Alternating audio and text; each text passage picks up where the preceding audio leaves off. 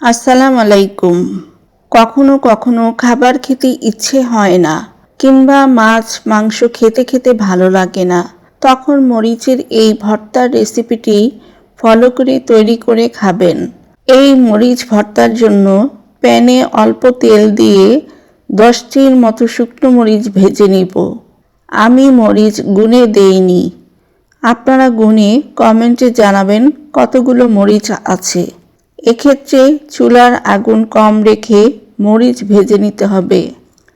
6 থেকে 7 মিনিট মরিচগুলো ভাজার পর এখন একদম পারফেক্টভাবে ভাজা হয়ে গেছে। এবার মরিচ ঠান্ডা হওয়ার জন্য অন্য পাত্রে ঢেলে নিয়েছি। মরিচ ঠান্ডা হতে হতে মরিচের বোটা ছাড়িয়ে নিলাম। স্বাদ মতো লবণ দিয়ে মরিচগুলো গুঁড়ো করে নিব। 2টি পেঁয়াজ কুচি করে দিলাম, সঙ্গে অল্প ধনেপাতা কুচি।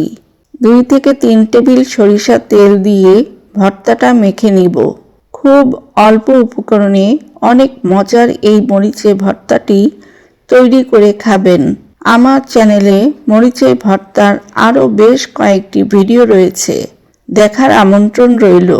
এই ভর্তাটা কাঁচা পেঁয়াজ দিয়েই খেতে স্বাদ। কাঁচা পেঁয়াজ উপকারী, কি বলবো, এতই মজা এই ভর্তা যে কাউকে দিতে ইচ্ছে করে না। ভিডিওটি ভালো লাগলে লাইক ও কমেন্ট করে যাবেন, আর এই চ্যানেলে নতুন হলে সাবস্ক্রাইব করে যাবেন। ধন্যবাদ।